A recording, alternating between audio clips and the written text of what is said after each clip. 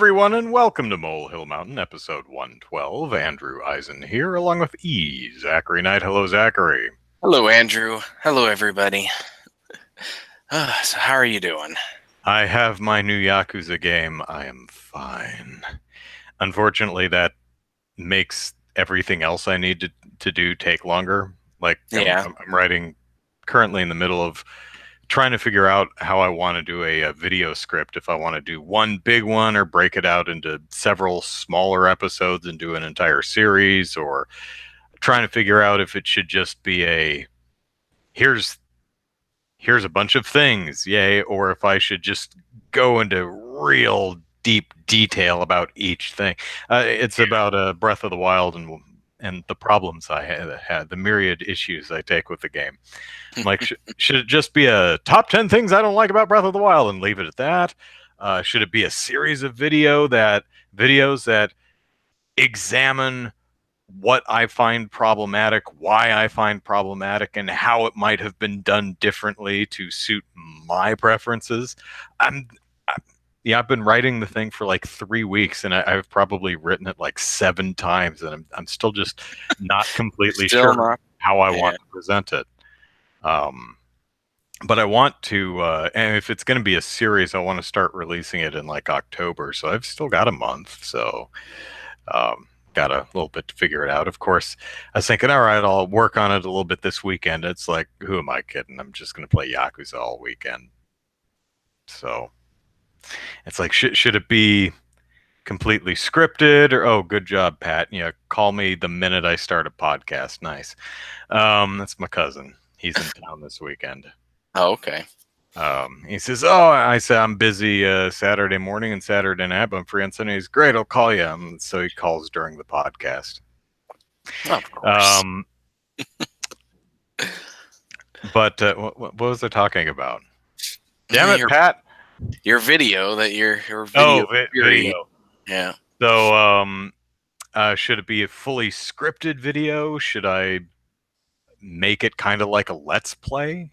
Should I turn on this camera and play the game and show what I'm talking about? I'm still batting around different ideas of exactly how I want to present it. Yeah. So we shall see. So how's your week? My week has been. Oh golly, did I do anything this week? I've been like busy. I don't recall ever doing anything fun. No, I haven't done a whole lot this week. Just been working. Did I do anything this week? I have no idea. Oh, I did try out one of those Atari flashbacks today, which kind of neat. Yeah, nothing too fancy. I didn't expect much. Didn't have as many games on it as I thought it was going to have, and none of the games that I wanted to play. But I did manage to. I played what was it called? Secret Mission or something like that. Yeah. It was actually a Zelda. I don't know, Zelda style. You go from room to room, and you have a sword, and you can actually attack monsters. It was kind of neat. I didn't expect to play a game like that on there, because my memories of Atari games were all just, they didn't have that much interaction to them, I guess. But it was kind of neat. I want to play that one again, but no, I haven't done anything else though. Oh, and I found out that I suck at Frogger too. the original Atari Frogger. I don't know. This one wasn't on the flashback. It was on one of those plug and play TV things. It's like it's just the joystick houses the actual game as well, and you just plug it into your TV. And I think it was the arcade version. And yeah, I kind of suck at it. Didn't even get because for first it took me a while to actually figure out what I was supposed to do with it, because I made my way across and I tried to jump onto the bit of land on that side, and I died, and I'm like, what? And of course my frog can't swim, which is kind of odd, which I've always found odd. And then I figured out that you're supposed to actually get across. That is weird. I actually never thought about that, but yeah, how come Frogger dies when it hits the water? Yeah. But I found out you had to get it across and eat the fly that's kind of going back and forth across the top, and you have to get 5 of your frogs up there, or 6 of them. I forget how many. Oh, is that the one where you jump from lily pad to lily pad and snatch flies out of the air? No, there's there's a like a sawtooth type formation of land at the top where it's water land, and there's a fly that disappears and reappears in little patches of water up so there. It's still Frogger where you dodge traffic and then you you dodge traffic, hop across the logs and the turtles, and then you have to jump into the part where the fly is, and then you have to eat all 5 of the flies, and I managed to get 4 of them before I lost my last life. Or if I played it more, I'd actually do a little bit better at it. I kind of like Freeway is the other one where you have to run a chicken across the road. That one I find is a little more fun. But,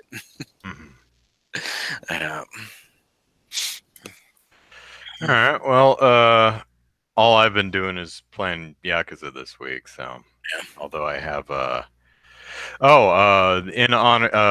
new Dragon Quest comes out Tuesday, Dragon Quest 11, which is the first home console Dragon Quest since 10. 8. Well, I guess in North America. I was gonna say, well, since the last one, because 10 was that MMO one, but that never came to North America. That never came to the US? I thought it did. So far as I know, it never did. But yeah, Dragon Quest. Oh my God, stop yawning. Dragon Quest 8 back in 2006 or something like that. I don't know. Yeah, it's old now. Yeah, for the PlayStation 2. Oh, so probably might have been even earlier than that, like 2004. Did that get a re-release on the 3DS? Dragon Quest 8? Yeah, I believe it did. Got a re-release on something. Dragon Quest 11 comes out on Tuesday, so in honor of the occasion, I'm going to stream Dragon Quest Swords tomorrow sometime. Okay, yeah, it's 3DS and also has an Android and iOS port too. Yeah, Swords is the one where you where there's enemies on the screen, you waggle the Wii remote as if you're holding a sword and you smack them with your sword. It should be fun times. Ryotaiku says, why did the chicken cross the road? To get the highest score. So I don't know what time I polled Twitter and no one responded, and I polled Facebook and no one responded. So probably 4:00 Pacific Standard Time. It may be later, depends. I'm gonna have lunch with Pat tomorrow, so we'll see. So keep an eye on my Twitters or something. I'll let you know. Oh my God, I can't stop yawning. Hang on. Maybe I should try sleeping. That would help. Yeah. I just do this all day. It's so annoying. I'm in the gym and just yawning away. It's like, dude, sleep or something. It's embarrassing. Anyway. So hope you're all looking forward to that. Should be fun. I actually like Dragon Quest Swords. I thought it was a pretty good game. I don't think I've ever played it, so of course I haven't played a Dragon Quest game since 4. That was the last one I ever played. I never got around to playing any of the others. Yeah, Dragon Quest Swords is one of the games that has the unnecessarily long subtitle. It's something like Dragon Quest Swords, the queen with the hat and the mirror on the wall that speaks to her, or something like that. It's like, oh my God, why is it that long of a title? Um, Dragon Quest Swords, the Masked Queen, and the Tower of Mirrors. there you go. I got Queen and I got Mirror, so I somewhat remembered what it was. Oh, yeah, I don't even remember this game. This is totally new to me. Yeah, Yeah. it's Came out 2007. you essentially walk along a path, uh, and when an enemy comes up to you, it's usually a sequence of enemies. Like you'll have little drakies flying in the air, Yeah. and they'll organize themselves in a horizontal line or a vertical line or a diagonal line. And what you do is using the pointer, you move a cursor along the screen, and then you hold in the button to lock the cursor at a place at a Yeah. point on the screen, and then you swing vertically, horizontally, or diagonally, and it will cut across where you lock the cursor in place. So if they do a vertical line over here, you move the cursor until it's front of the vertical line, swing up and down, and you'll get all Yeah. three of them in a row. And it actually works fairly well. And the game is a lot longer and more in depth than you'd really think for a game. It's essentially Dragon Quest. It's a regular Dragon Quest game, pretty much, just with a weird battle mechanic. Instead of the turn-based thing, you have this sword swingy thing. Hmm. Other than that, there's a town, there's an item shop.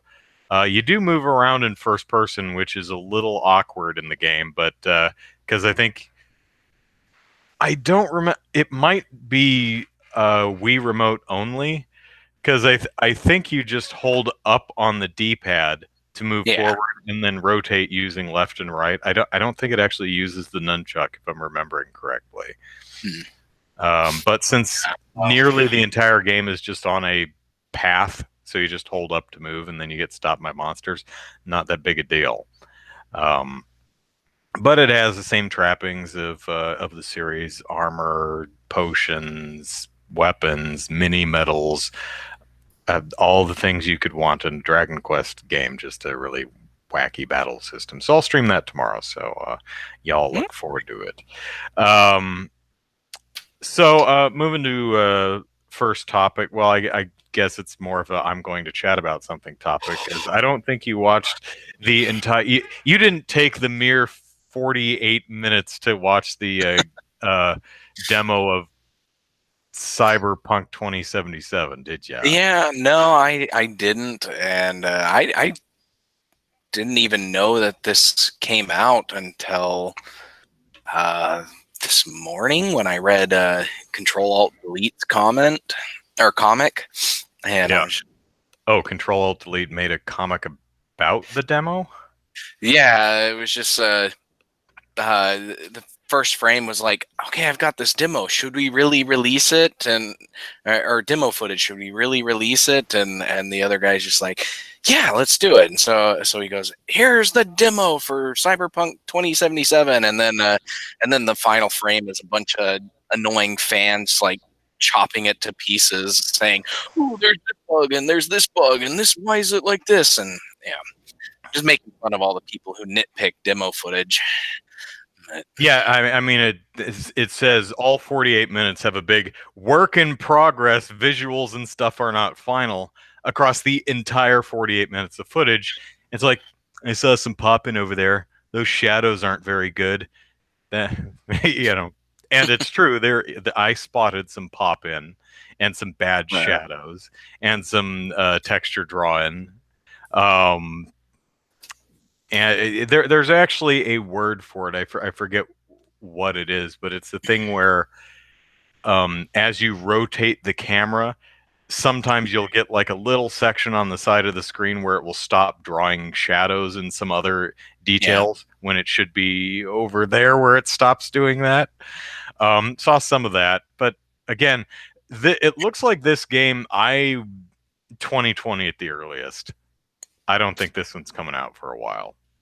I think, if anything, this is going to be a cross-generation game, so you might see it on PS4 and Xbox One and whatever the next generation Microsoft and Sony consoles are called. Do they have a release date planned for this? No, I don't think so. It's certainly not a specific one. They might have given a year or something, but I don't think they even Yeah. said 2019 or anything. Um, it looks playable, looks interesting. It looks like Deus Ex, um, which was actually not what I was expecting, but I like Deus Ex, so that's okay by me. Um, I like the world looks interesting. Yeah. It's one of those games there. I'm a little disappointed because it's one of those games where it apparently has a bunch of different ways you can play it. You can Yeah. do the all out shooty everything, or you can do the sneaky way. Me, I'm a sneaky kind of guy in these games. Like I don't kill anyone in Deus Ex. I talk and I sneak and I do all that. Yeah. Um, and this demo was mostly shooty, which is not the way I would play the game. So it was a little disappointing for me. It's like, well, I didn't want to do that.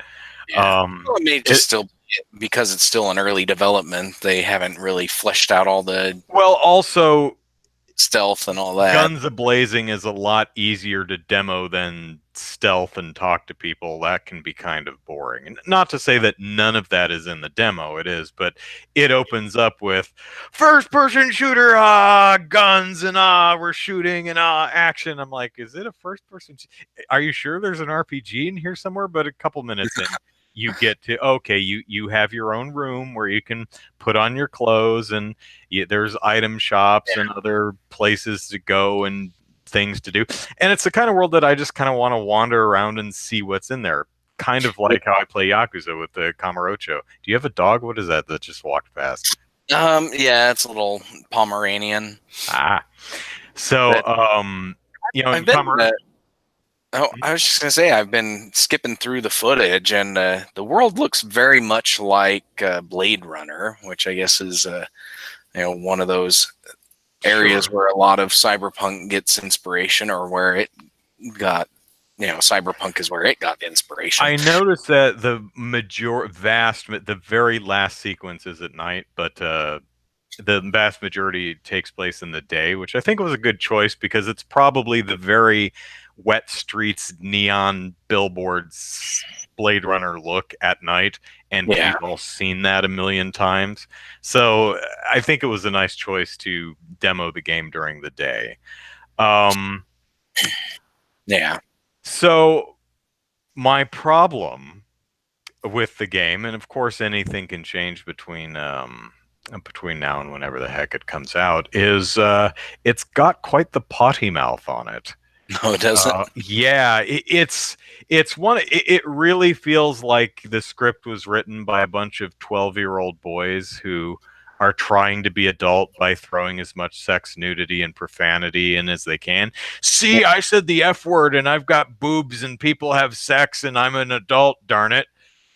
That's what it feels like. It's for me, it was actually really off-putting because Yeah. everyone in this game is constantly swearing, whether it's appropriate or not. I mean, I can understand, oh, in the heat of battle, someone's shooting at me, I'm going to say a bad word.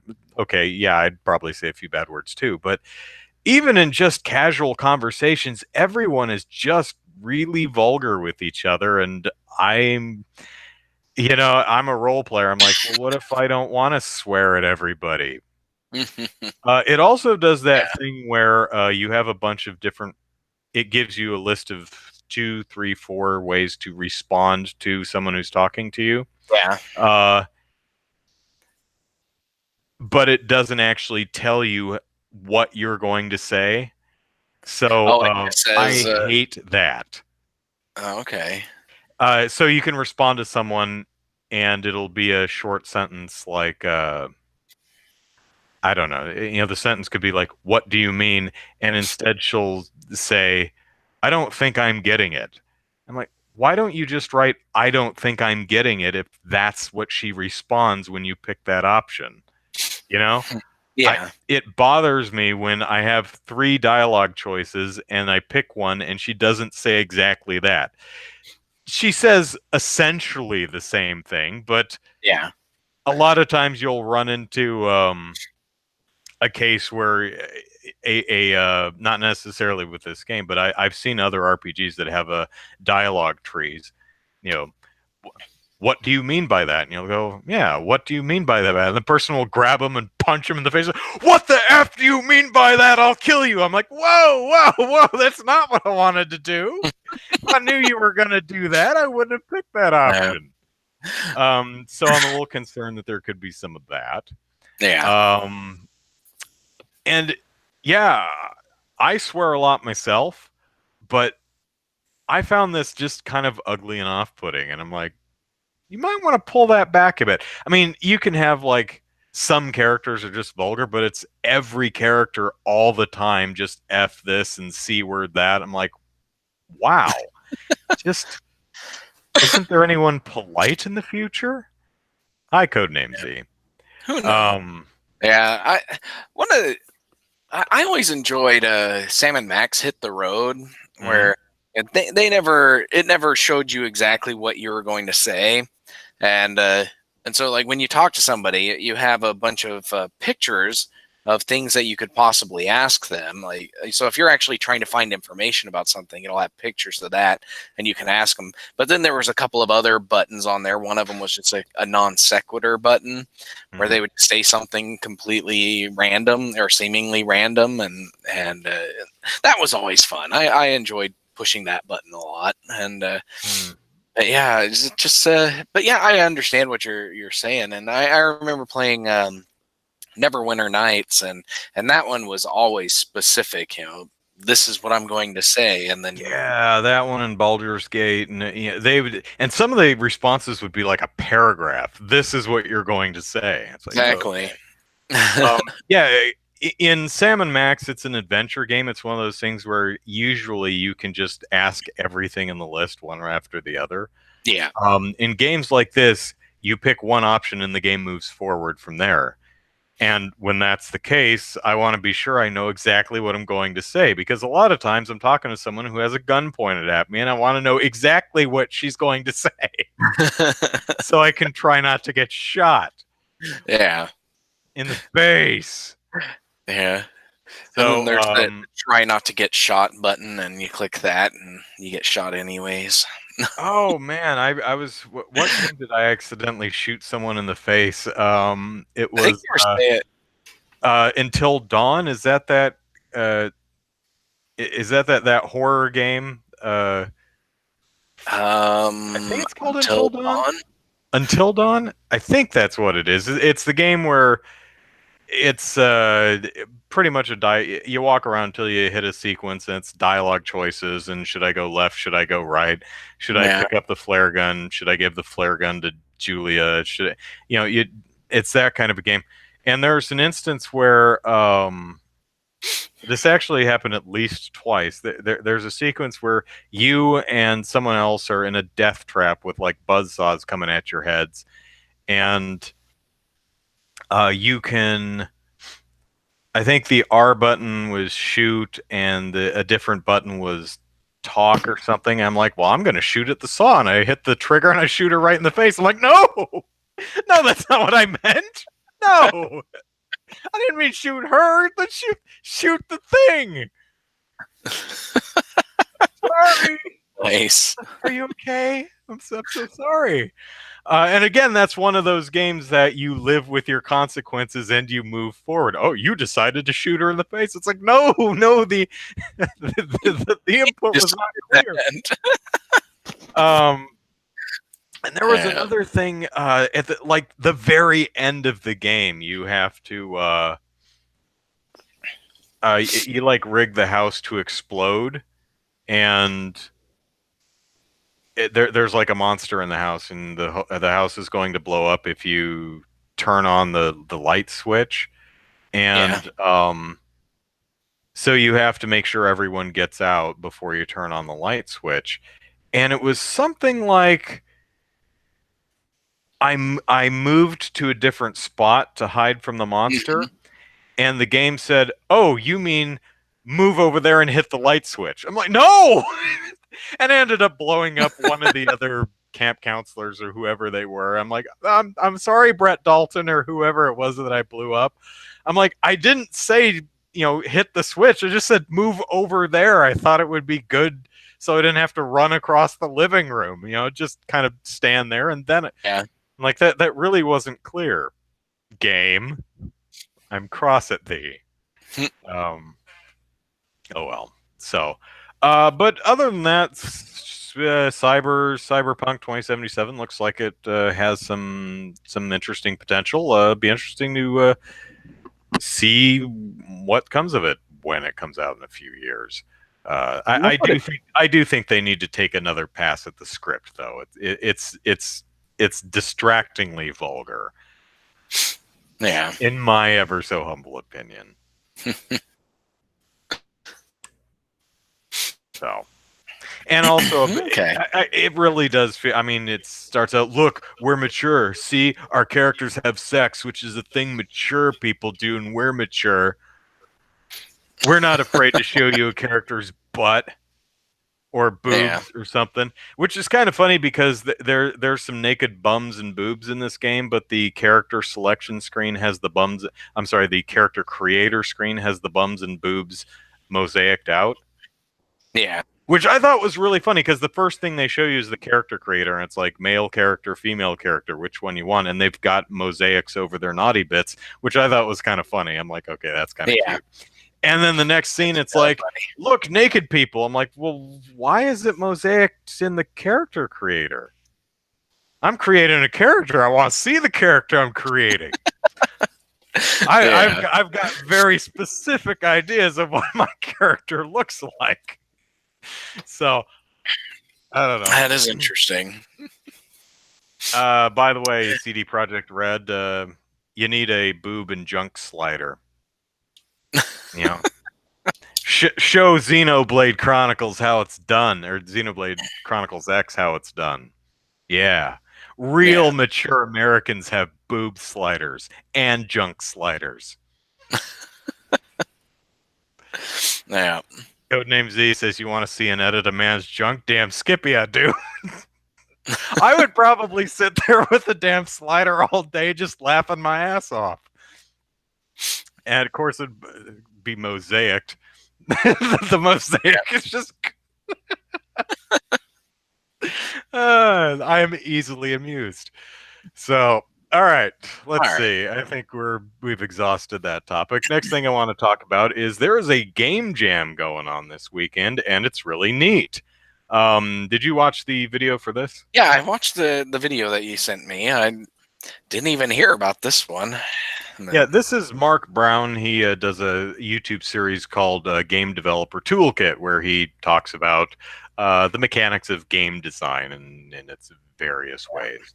And this is, I believe, the second year he's hosted a game jam. And this year, the theme is really neat. It's genre, but you can't mechanic.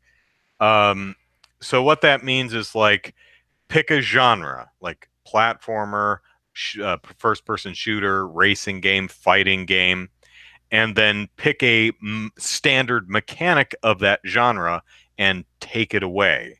So, for example, platformer, but you can't jump. Racing game, but you can't brake or steer or something. Something like that. And so I thought that's really an interesting idea. And he gave a couple examples, like Snake Pass is a platformer without jumping. So is Bomb Chicken. A lot of fun things about that. So yeah. So you could, and so is VVVVVV.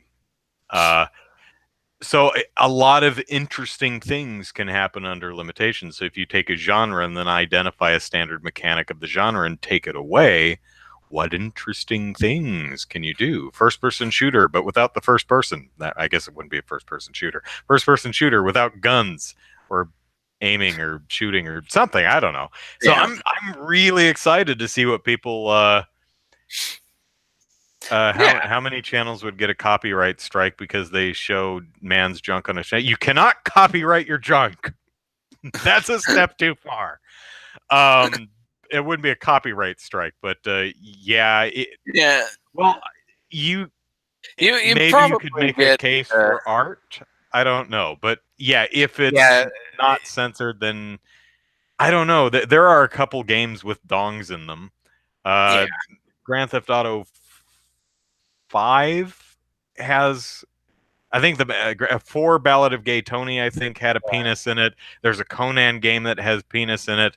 There's one of the survival games has the both genders naked. yeah, Um, I don't know if those videos get removed from Twitch or not. They probably do. probably Um, because Twitch doesn't like games with nudity and stuff in it. I don't believe. yeah, Um, I don't know. yeah, So, but I mean, if I couldn't share my adventures with the junk slider on YouTube, then I would just tell you all about them. Or maybe I would just record me laughing my ass off, and you'd have to imagine what I'm laughing at. yeah. Oh, the developer of VVVVVV said it's we. Well, then maybe they should have spelled it like that. Is read as we. I don't get how that's read that way, but I don't know. I I could understand maybe a VV being a W because that's how that the movie The Vivitch is spells it out. Yeah, But, that was weird. It's like, yeah, oh, the graphic designer's like, let's take the W, but we're gonna split it. It's like, well, that makes it two V's. No, it's art.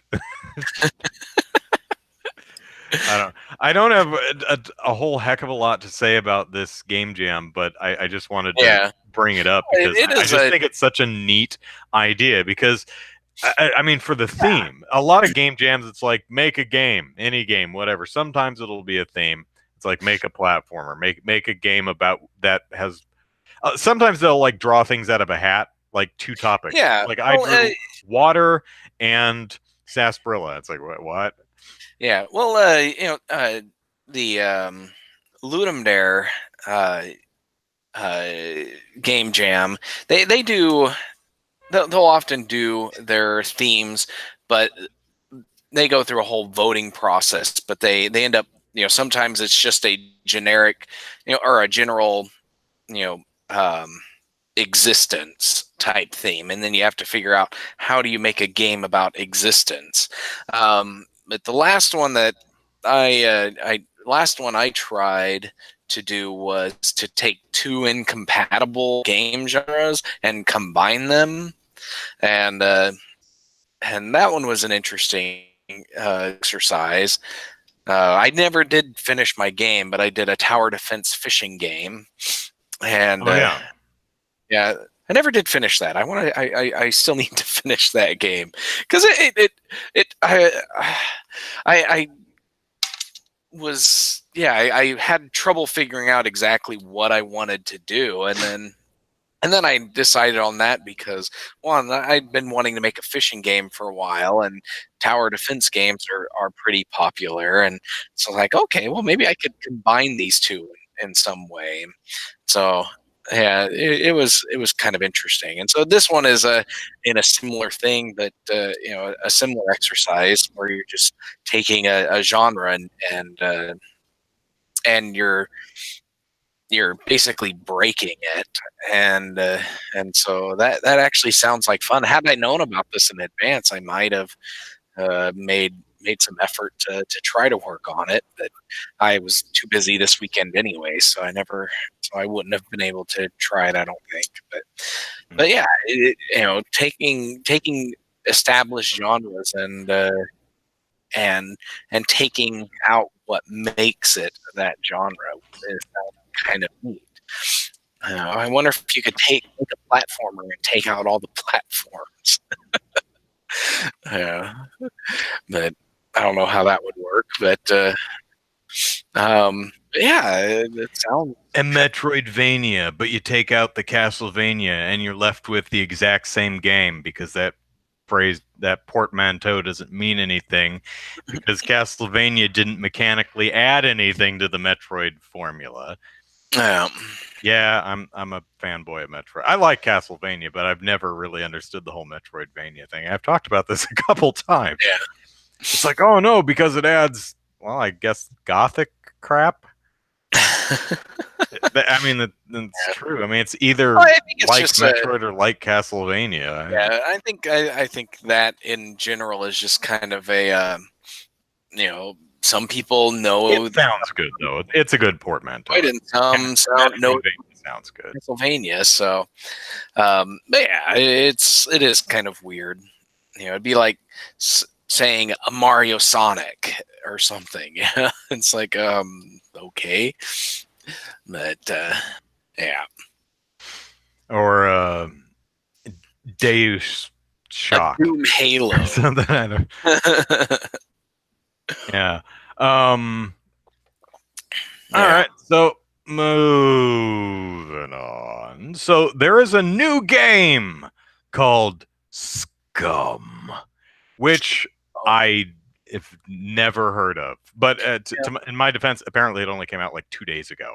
So that's no excuse. That's no excuse. My finger is so far away from the pulse because I'm getting old and out of touch. It's whatever. It's apparently it's some kind of survival game. It seems to be the characters are all prison inmates who are forced to fight each other or something. I'm honestly not totally sure. But survival title holding its own against popular titles. I'm guessing it's a battle royale type thing. Game. So what it reads like, the articles I've read, because we're going to talk about the controversy, they've just briefly, Scum is a survival thing that's competing with Fortnite, whatever. I'm like, well, okay, so that tells me a bunch of people dropped in a place, tell them to fight each other, and these are all prisoners. Okay, fine. So the Codename Z, there is a new game. Yes, really, people are still making games.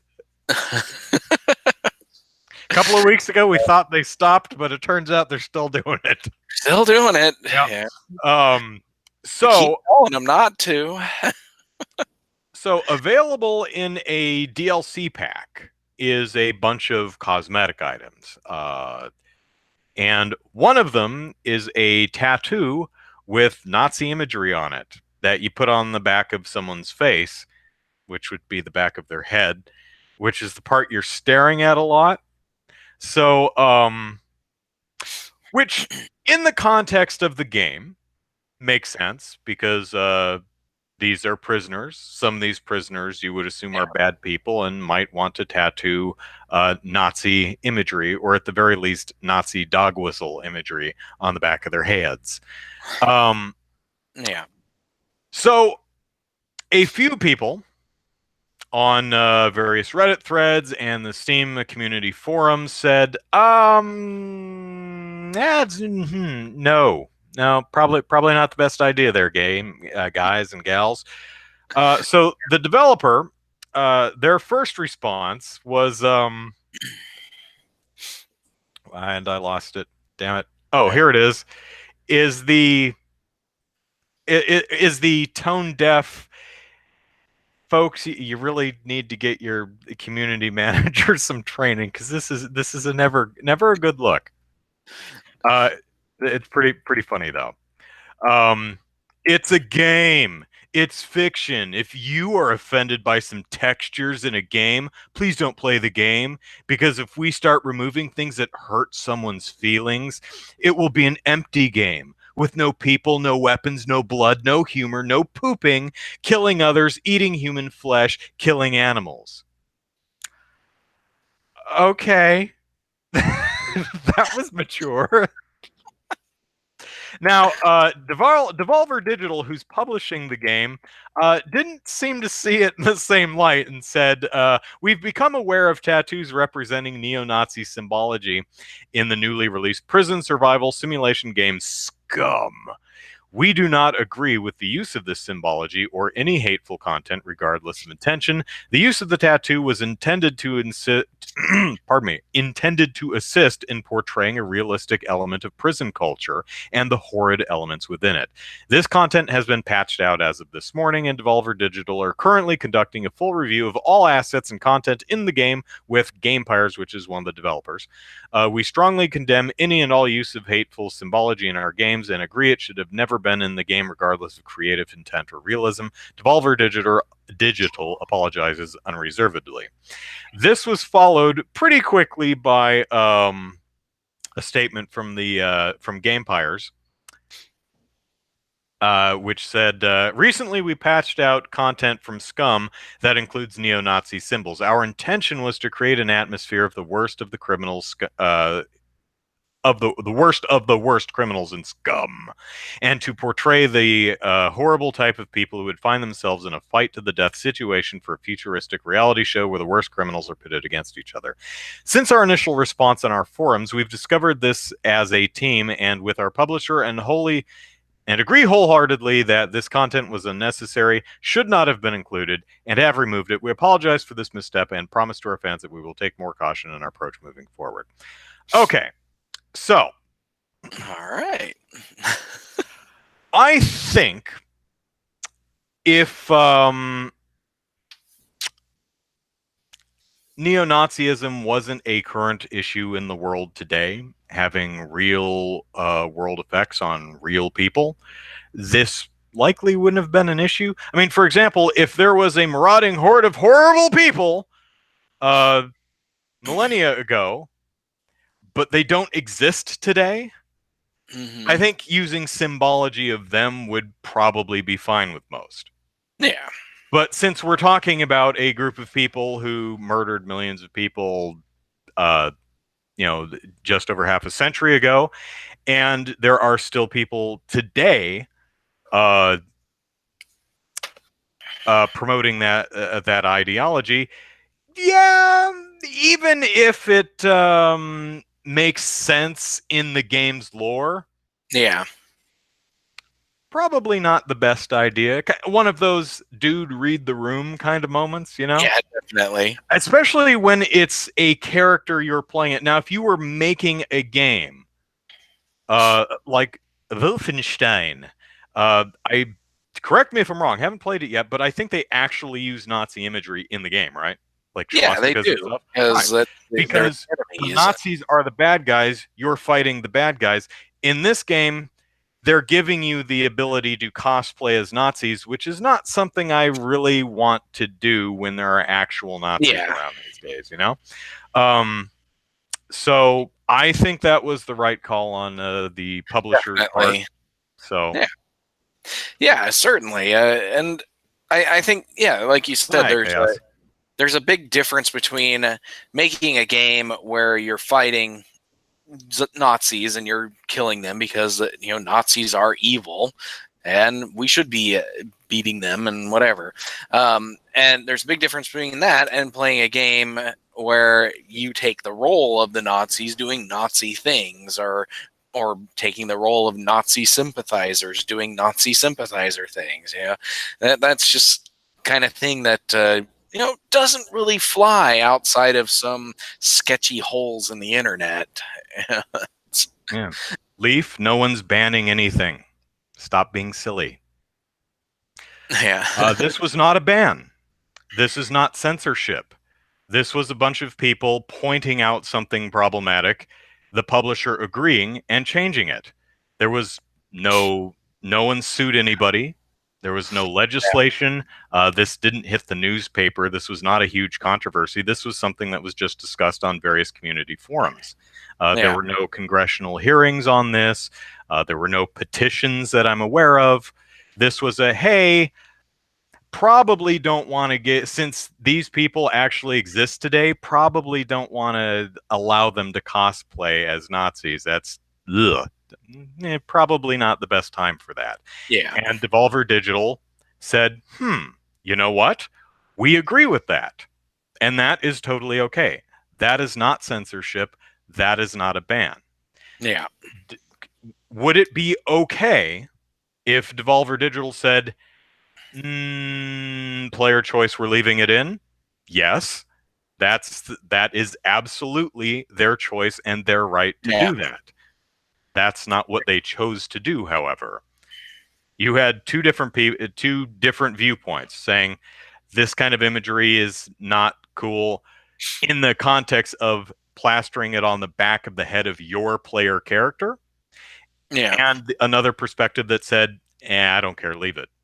So as a creator, you have to make a decision one way or the other of which way you're going to go on that one. And Yeah. that, as the creator, is up to you. As long as you're not forced, then it's not banning or censorship. So, Yeah, exactly. They wanted realism. They should replace the Nazi symbol with MAGA. Yeah. Yeah. well, I did see some pedantic folks in one of the threads say, well, this particular symbol is not the actual symbol.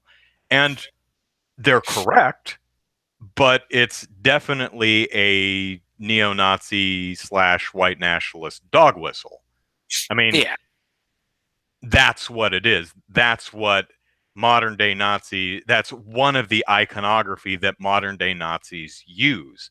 It doesn't matter if that is historically the exact symbol that was used. That's one of the things that was used today.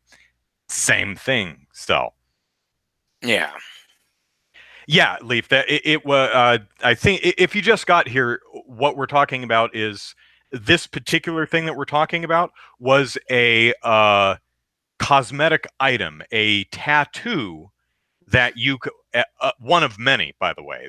I think there Yeah. were like 100 different tattoos. This was one of Oh, them yeah. that had a fictionalized version of an Iron Cross and a 1488 number, which is a Nazi thing, Yeah. that you could tattoo across the back of your player character's head.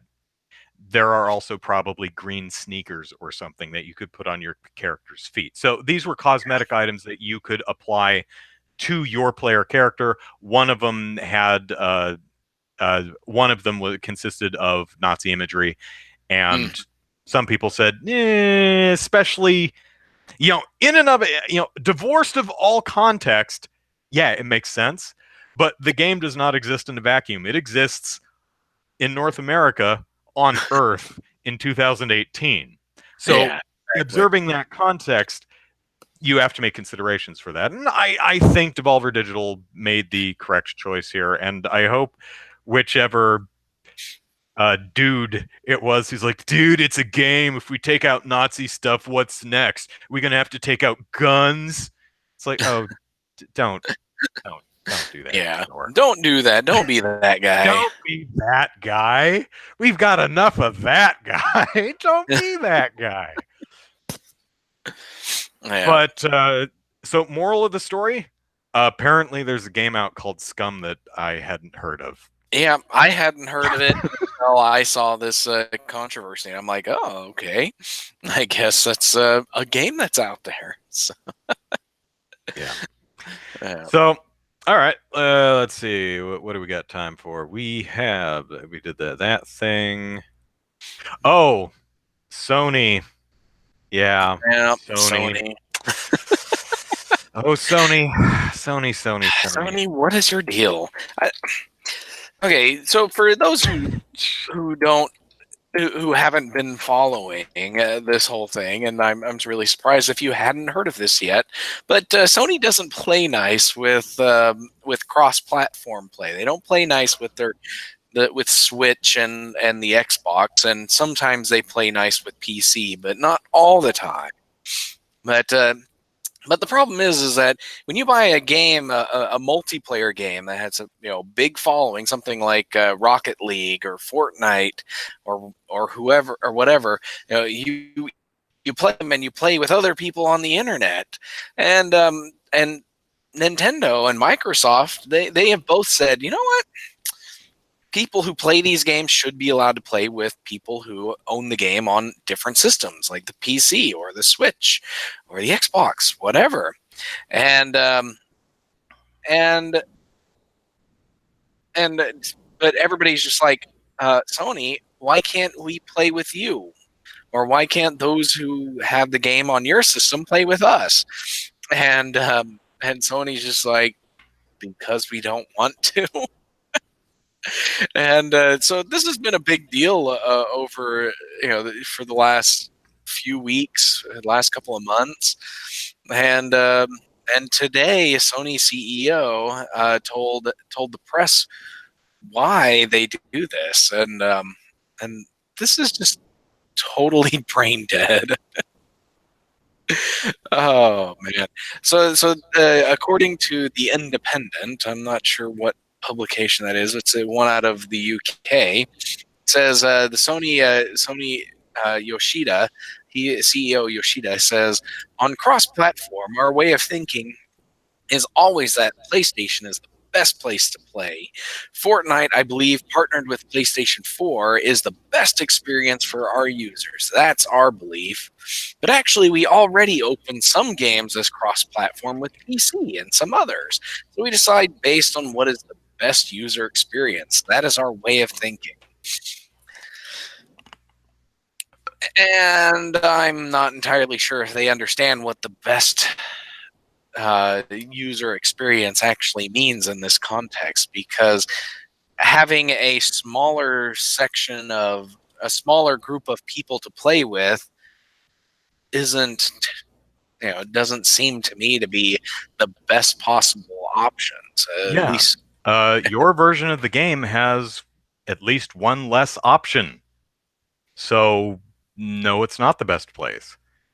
Because if and my account is held hostage, it's possible your Fortnite account is held hostage with Sony. You can't play it somewhere else. And it's like, well, the PlayStation is the best place to play Fortnite. Not if I'm on a plane. Yeah. Or a train, or in a car, or on a park bench in the middle of a park with a giant dog. Yeah. Or on a trendy rooftop party. And then you've got the problem of if I own a PlayStation 4 and that's my only home console that can play Fortnite, and I also own a PC, I believe I have to get two separate accounts if I ever want to take that PC account to another console, because your account on the PlayStation 4 is locked to that PlayStation 4. You can't port that account over to the Switch or the Xbox One, and you can't port an Xbox One or a Switch account to the PS4. I'm not entirely sure how that works with the PC crowd, or the going back and forth between PC and Sony. I'd have to double check that one, but still, your account becomes tainted at that point, and nobody else wants to touch it, or nobody's allowed to touch it. But it just doesn't feel like Sony really cares about the best user experience. They just care about, we're the biggest, so we don't have to play nice. And Scotty asks, you'd have to wonder if Microsoft or Nintendo, if they were in the same sales position, if they would still allow cross-platform play. And Fair question. It is a very fair question, and it would be difficult to answer. I know that Microsoft, because they own both the Xbox and Windows, they have no problem allowing cross-platform play between their two platforms that they actually own. But yeah, if the Xbox One was the top-selling console right now, would they allow you to play Fortnite or Rocket League with people who own Switches? And I don't know if we could ever actually answer that with 100%. They might not. So It amazes me that the same companies, well, and it's not just Sony, it's all of them, succumb to the same stupid pride and arrogance and hubris that bites them in the butt all the time. I mean, Yeah. Sony is like, $600 for the PS3. You should be happy to get a second job because it's so awesome. It's like, that didn't go over well, dummies. So that, Yeah. well, PlayStation is the best, which, you know, I might argue that myself because not a huge Switch fan. As far as consoles go, yeah, I agree that the PlayStation 4 is the best console right now. Unless portability is your thing, then the Switch. But it's not my thing. So yeah, I'm still a Nintendo fanboy, but console wise, PS4, man, I think it's the best. I agree with them. But Fortnite is, or rather, PlayStation 4 is definitely not the best place to play Fortnite No. because now I can't play it anywhere else, and now I have to remember not only who all my friends are, I don't have any, but what games, what games they're playing, but what consoles they're playing them on. It's like, oh, Marvin has Fortnite, but oh, he's playing it on an Xbox One. Shoot. Well, what about Cindy? She no, Yeah. no, no, shoot. I think she's on the Switch. Well, poop. You know. Yeah. This was which who said this? This is so dumb. Oh, it was the CEO of the company, Kenichiro Yeah. Yoshida. Yeah. Man, lot of dumb CEOs.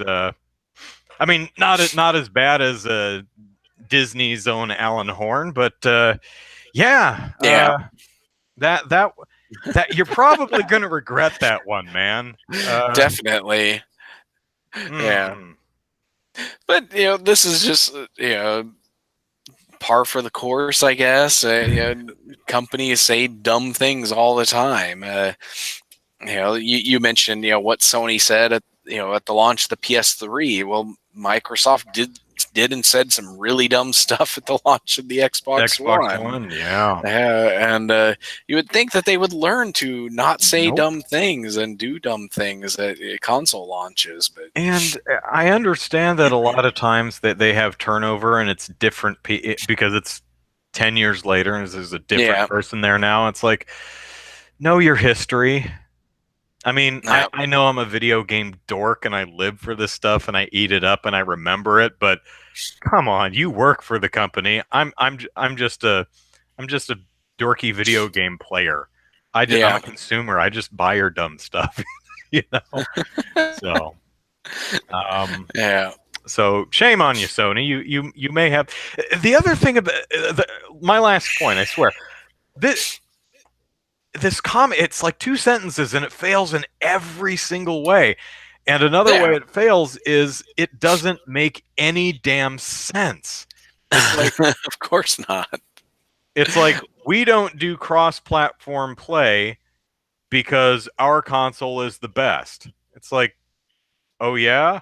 Well, I don't eat sardines because I shower before noon. What? That has nothing to do with anything. Yeah. Whether you do cross-platform play or not doesn't... What? No. If anything, it means you're not the best place to play, as we previously established. Exactly. Yeah. Having the best console, and I think in this context, he just means we've sold more consoles than anybody else. And I guess that's one way to measure the best. Some people might say that the best means the best hardware. Some people might say the best means the best games. But other people might say the best console is the one that lets me play games with my friends who have other systems. Yeah. That can be portable without the need for a mini TV and a portable power generator, as exactly. is suggesting. It's portable. You just need some extra equipment. Man, I still miss the days of those TV attachments you could get for consoles, because like the little PlayStation 1, the little mini one, had a TV that you could actually hook onto it, and the GameCube really cool have a screen? I think the GameCube had one too as well. That was actually a pretty cool design. It was, yeah. I think the Dreamcast had something like that too. It's either that or I'm thinking of some mod project that someone like Ben Heck or someone did that I saw. I know Ben Heck has done a laptop, a console laptop for just about every system out there. I love crap like that. I love Yeah. watching Ben Heck and Adam Savage and all these other people just make cool things that serves no purpose. That's just kind of fun. Mm-hmm. I love that stuff.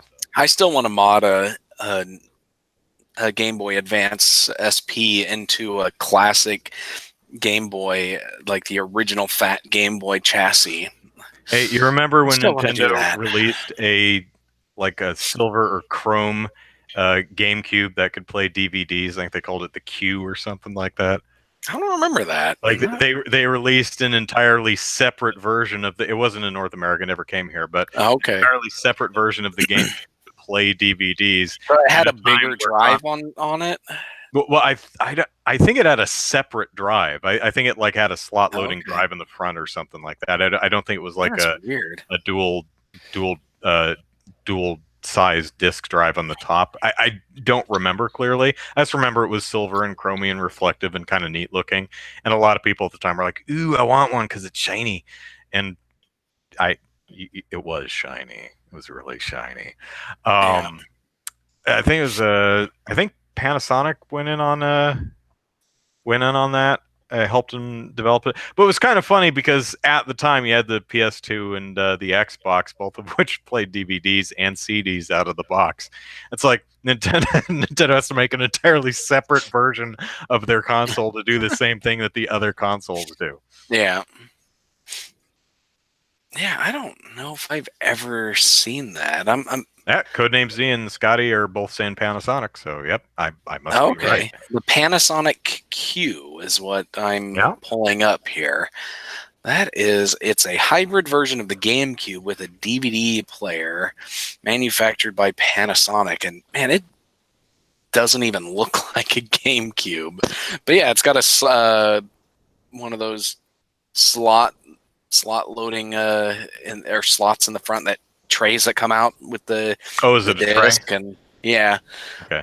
And then it's It got still has a flip up top for GameCube discs, right? not that I'm seeing. It's got like an LCD screen up there and the DVD controls, Mm-hmm. and then it's got the control ports and the memory ports on the front. So I'm assuming the DVD game player. Yeah, that the DVD drive, you put the game in there too. So that's interesting. I would love to get a hold of one of these. I imagine that's pretty pricey now. I'm sure it is. Panasonic and Nintendo announced they were ceasing production of the Q on December 18th, 2003 due to low sales. I guess nobody wanted a I guess nobody wanted a PS2. Yeah, no one wanted a giant cube that played DVDs. They heard he had a PS2. Yeah. That is kind of crazy. I think one of my favorite statistics was like from 2000, in that the single best-selling piece of software for the PlayStation 2 that year was the Matrix DVD.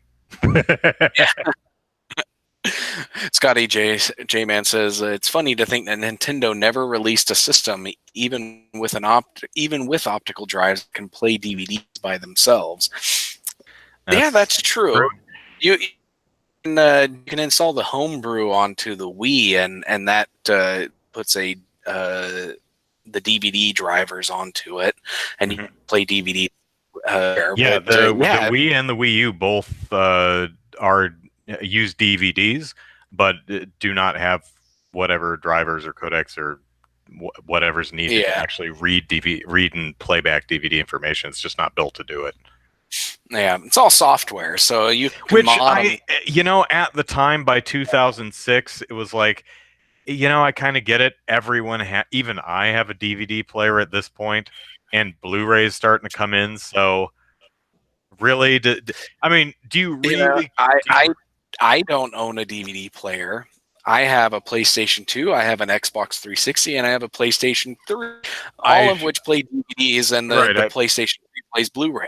It's like I don't need your PC. Well, what I should have said is everyone has some kind of device that will play DVD. Yeah. Back in 99, 2000, DVD drives were not standard in computer towers. Uh, DVD players were super expensive, so Yeah. buying a PlayStation 2 was I mean, even in 2006 when the PS3 came out, that was a pretty cheap way to get a Blu-ray player at the time. Yeah. Now Blu-ray players are, you can get one for $50, or you can just use the PS3 or the PS4. Yeah. Oh, but my laptop doesn't have an optical drive on it. A lot of laptops these days don't.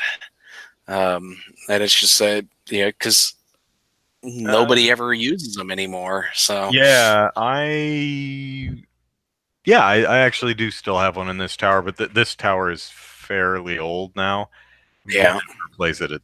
It's got to be 5. Yeah, most if you get an actual tower PC, most of those are going to have an optical drive on them. But laptops, those typically won't these days, unless you're buying something really Which big. is good because every laptop with a DVD or some type of optical disc drive in it, they always put them exactly where I want to grab the laptop if I'm going to move it. So every time I grab the laptop, I end up triggering the DVD tray and it shoots out. Yeah. It irritates me every time that happens. I grab my laptop to move it over and go, tkunk. I'm like, gosh darn it. Did no one actually pick this thing up and realize, oh, we've put the eject button exactly where your fingers naturally grab the laptop? That's poor design. Yeah. So if I do a series of videos about all the things I don't like about Breath of the Wild, how mad do you think people are going to be at me? How much hate mail will I get? I got if you remember I bought the Switch last October when Mario came out, and I did an unboxing. Codename Z says don't move it when it's on. That doesn't help when the switch to open the tray is a mechanical switch. Yeah. So. It's exactly. It doesn't need to be powered on. So whether I'm putting it somewhere else or want to put it in my bag, I'm just constantly ejecting the damn CD tray to the point where I'm like, I just want to rip that damn thing off so it doesn't do it because I never use it anyway. So last October I did it. Oh man, it's been a year. I did an unboxing because I'd never held the Joy-Con controllers before, and I wanted to, I guess, record the moment for posterity. And I found out that I really don't like the Joy-Con controllers. I'm like, oh my god, these are like the worst game controllers I've ever held. This is awful. Like 2 weeks ago, someone wrote essentially "F you" in the comments. I deleted it. And then 5 hours later, they were back. No, F you, buddy.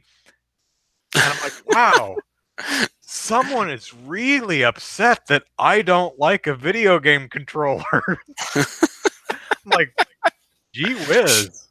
Yeah. I was considering, I think of this person, I deleted that one too, but I was thinking, if they repost that for a third time, maybe for their own sanity, their own peace of mind, I'll just let it stand. Okay, man, F me for not liking a video game controller as much as you think I should. Yeah. But I'm writing this bad Breath of the Wild video or series of videos, whatever it turns out to be, and I'm thinking, man, if I say Link doesn't run as fast as I'd like him to, I can just imagine the paragraphs of individual comments that I'm going to get. Link moves at exactly the appropriate speed, or just sprint, idiot, or get a horse, or something. Oh, it's when you have to criticize. Scotty says being critical of Breath of the Wild is not an issue. It's when you're critical of Dark Souls that you have to fear for your safety. That might be true. Dark Souls is still a game that I haven't gotten around to, and I really would like to. I've never played Dark Souls. It's not something that I really have any interest in playing. But treat Zelda like a choose your own adventure. Well, if it didn't take you 3 hours to get from one adventure to the other. It's because Link is slow and can only sprint for 4 seconds. Um, and it's a lot of my criticisms are what's interesting is a lot of my criticisms are some of the things that people really enjoy about the game. Like some of the problems I have with the sheer size of the world and the related problem of there not being a lot in it. I mean, it's a lot of big open empty space. There are towns, there are dungeons and things to do, but a lot of it is running across open land. And for a lot of people, that's kind of magical, just having this expanse of land and the freedom to run around in it and go anywhere and explore is really an enticing and appealing aspect of it. And sometimes I feel it, and other times I'm like, oh my god, Link, run faster. I want to get there today. Yeah. Or oh my god, it's raining again.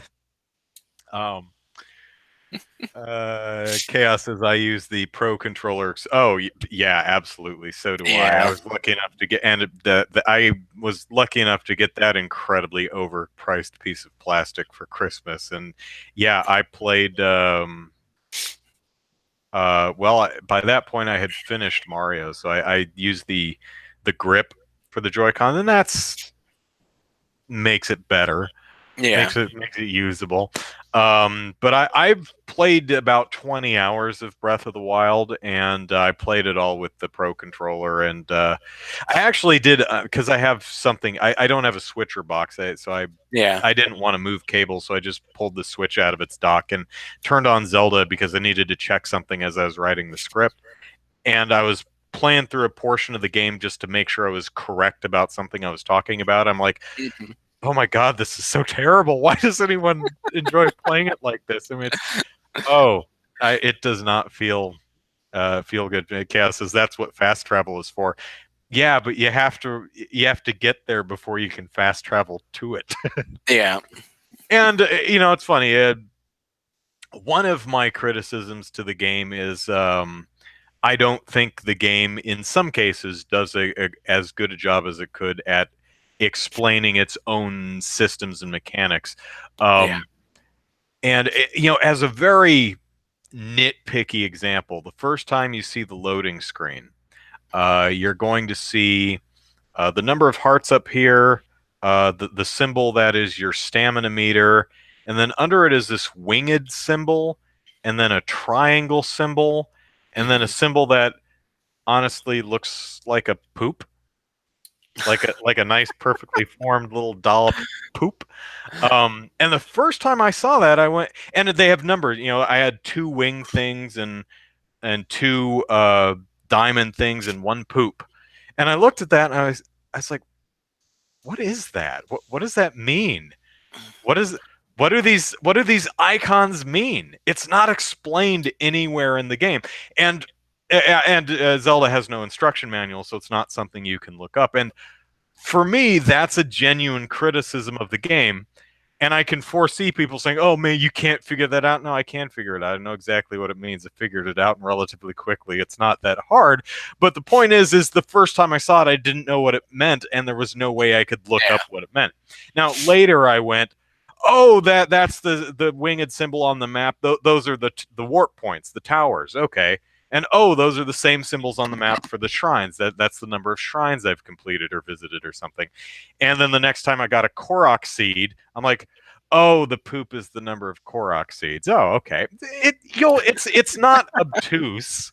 You'll figure it out. I mean, the game does not explain cooking on the Great Plateau when you kind of one of my here's another complaint or criticism rather. I went into a cold area, and Link is like, oh, brr, it's cold, I'm losing health. And so I'm looking through my items to see what I have, and I have a pepper, which it says, cook with me, and I'll protect you against the cold. I'm like, great. So I run back to a camp where there's a fire, and I drop a pepper on the fire, just like Old Man Exposition taught me at the beginning of the game, and it Yeah. roasts up the little pepper. And I grab the pepper and I run all the way back, which takes longer than it should because Link is slow. And I get into the snow and I pop the pepper, and it doesn't work. I'm like, what? And I was confused. Well, actually, I wasn't confused because I knew about cooking. But I'm like, man, if Yeah. I didn't watch all 8 hours of Nintendo's E3 presentation, I would be suitably confused here. Because dropping a pepper on a fire does not count as cooking. I guess that's mere roasting. You actually have to use a cooking pot, which the game doesn't talk about or tell you how to do it, what they look like, where they are, how to use them, anything at the beginning of the game. I think it does talk about them once you reach Kakariko Village. And Yeah. you could counter that. It's like, well, just use a torch or find the winter coat or just scarf healing items as you run through the snow to keep your health topped up. Yeah, you can do that, but that's not the point. Right outside the cold area, there's like a gate that leads to the cold area. Now, you could climb up over the mountain if you wanted, but right outside the gate is a pepper plant on which peppers grow. So that's clearly one of the solutions that the game is giving you. If you didn't want me to cook up on the Great Plateau, one, there shouldn't be cooking pots up there. Two, there shouldn't be peppers up there right in front of the damn cold area. Yeah. Chaos says that is part of the point. The game doesn't hold your hand. Basically, is just try not to die, and that's true. And that's another thing. But there's a fine line between not holding your hand and not explaining itself. For example, there's no way you could know how to do that unless you are a dork like me and watched all 8 hours of Nintendo's E3 presentation. It's like, oh, well, I need a cooking pot. I just need to find one. But if I had come into the game cold, there's no way you could know that. You would know it later in the game when you got to Kakariko Village and there's a little kid playing with they teach you cooking there. I'm like, oh, that would have been nice back on the Great Plateau. Like the winter coat. You can get a winter coat up there, but it's not like there's a clothing store or wandering merchants or anything. It's just hidden in a treasure chest somewhere, and you have to happen to have stumbled upon it. Mm-hmm. There's nothing that hints that it's there. There's nothing that really pushes you into there's two of them actually that I know of, and there's nothing that pushes you to those specific areas. In fact, one of them's on the very tippy top of the snow-covered mountain, which is kind of an odd reward, you know? Hey, you survived the cold. Here's a thing to survive the cold, which you apparently don't need. Kind of an odd reward, you know? Yeah. Let me see what folks in the Joy-Con remote no rails allows me. Back in the day, in the prime of World of Warcraft, usually a quest goes like that. You go for 15 minutes to the mark space, then spend 5 minutes killing, then another 15 minutes to the next place. You know, that's kind of what Shadow of the Colossus looks like to me. A game with these amazing epic boss fights and a really boring journey between them. Yeah. Yeah, I talked to a friend of mine who plays the game and loved it. I said, so what do you do between the bosses? What do you mean? I'm like, well, what do you do? Is there anything to do, or is it just you drive your horse to the next boss? And so it's pretty. There's some lizards you can collect. I'm like, oh, good. I'm glad there's something. But I'm also the guy who eventually got really annoyed with the sailing in Wind Waker, because even halfway through the game, you do get the ability to. The map is divided into a 7x7 grid. And I think there's 7 different points you can warp to, and they're spread out pretty evenly, but there are plenty of places that you may want to go that you can only warp about a 2-minute sailboat ride away from. So you warp as close as you can, you point the wind in the direction you want to go, and then you just sit back and you wait for Link to get there. There is nothing to do. Now, some people are like, love the sailing, the music, which is great, and just relaxing on the boat and letting the wind take them is just a wonderful experience for a lot of gamers. And I don't begrudge them that, but to me, I was like, can I at least fish while we're can I get the magical outboard motor or something? Although in the HD edition they do give you a speed sail, which I guess doubles the boat speed. That would help. Yeah. Really, I just want Link to run a little bit faster. He's not slow, he's just a little slower than I want. Maybe get rid of the stamina requirement for sprinting. Like, Yeah. would it harm? Is there anything in the game that really relies on limited stamina for running? Like, would some fighting encounters be too easy if you could just run away from them? I'm not totally Possibly. sure. I mean, maybe Yeah. you could do something where it's like you have to run for 4 seconds before you can start sprinting, so you don't just start hauling ass. 0 to 60. You have to Build yourself work up. up to Yeah. it. Maybe I don't know. Once you get a horse, it's not that the horse I think moves. Even the slow horses I think move at a great speed. Yeah. But then when you get off the horse and you go explore on your own because horses can't climb, this isn't Skyrim. And then you find a Korok or explore a shrine, and you're like, shoot, where did I park my horse? And you go, whistle, whistle. And it's like the horse can't hear you. And it's like, shoot, I'm too far away. Or the horse can hear you, but it's not like earlier horses, like in Twilight Princess. You could stand out Yeah. in the middle of Hyrule Field and do a 360, and there's nothing out there. You whistle for your horse, and it just runs up behind you like it's been stalking you from the tree line the entire time. In Breath of the Wild, Yeah. if you whistle for a horse, as long as your horse can hear you and can physically get to you, it will trot towards you. And however long and the amount of time it takes to get to you depends on how long it would take the horse to actually cover that distance. And it will take the Yeah. trail. It doesn't cut switchbacks. So it will do this towards you. So every time I whistle for my horse and it hears me, I like run at my horse and meet it halfway. So I'm not standing there for a solid minute and a half waiting Yeah. for the horse to get to me. And it's like, well, it's realistic for the horse. It's like, yeah, but it's a video game. Yeah. There's only so much realistic you can really handle in a video game, and Overclock the switch to speed up Link. There you go. you can make potions to speed them up. Yeah, but that doesn't help when you don't have potions.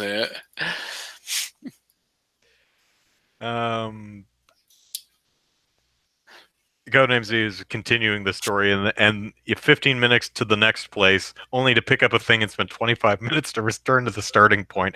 Yeah, fetch quest. Yeah. CO2 Paco says, yeah, the game isn't perfect, but the criticism is what I enjoyed. Yeah, despite my myriad criticisms of Breath of the Wild, I like Breath of the Wild. I think it's a genuinely good game. There are just some things about the game that I find somewhat frustrating and don't like as much. For example, I like Skyward Sword.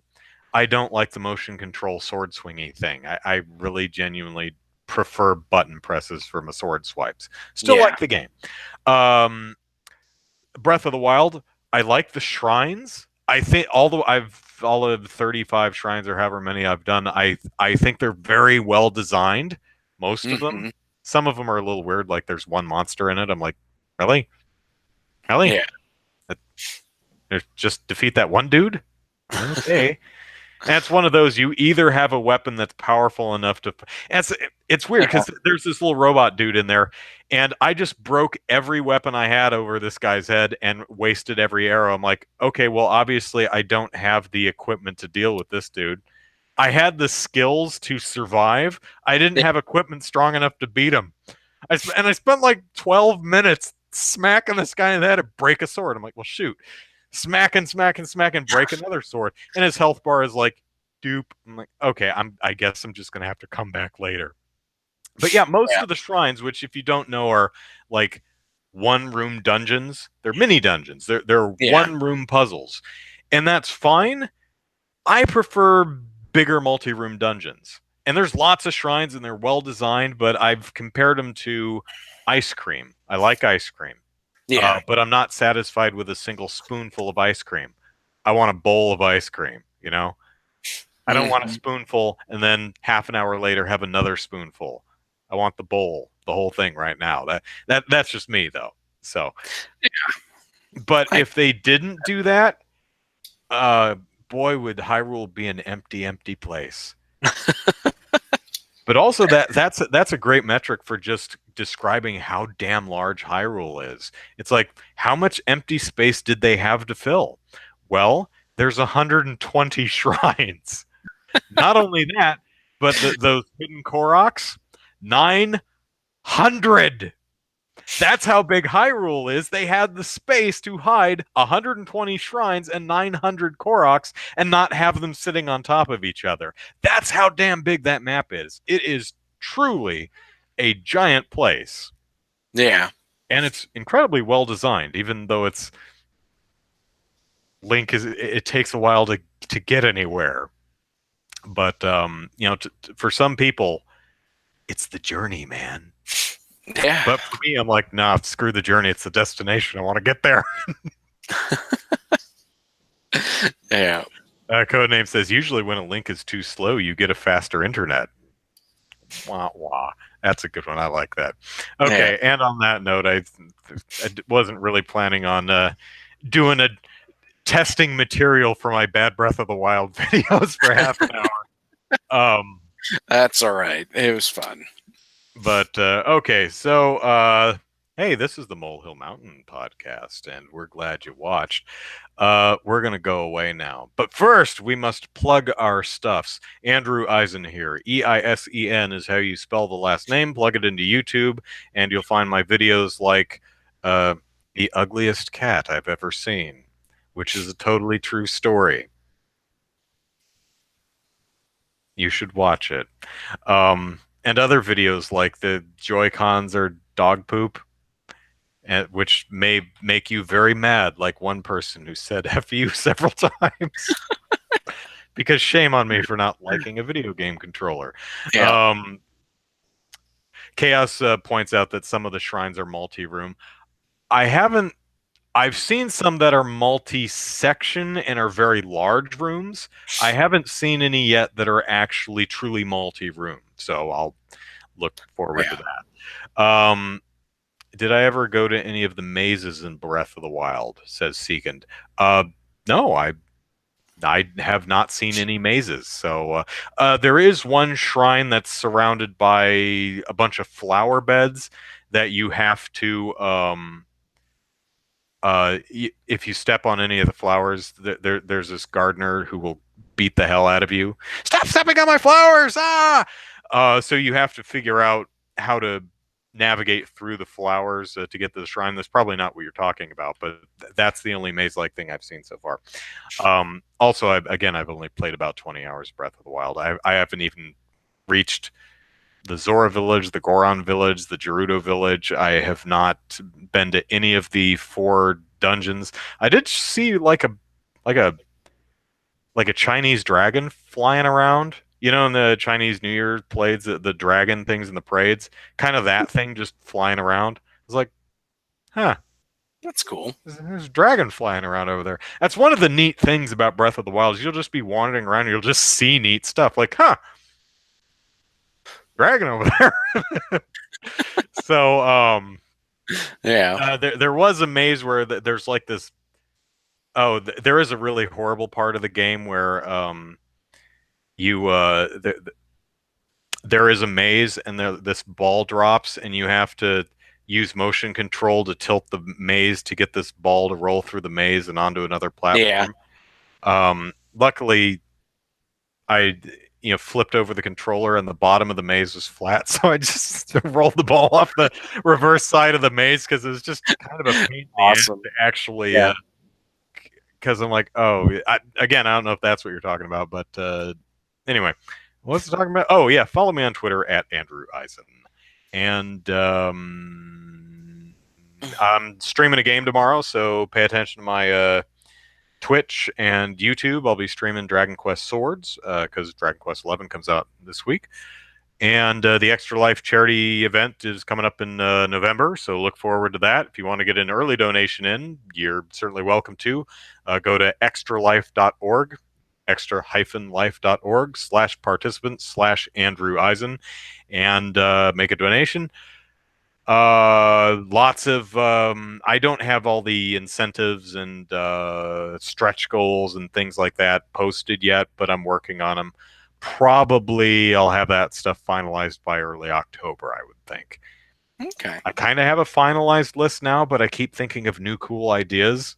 So I'll probably leave that for the last month. So anyway, northeast corner of the map is one of the labyrinths. Yeah,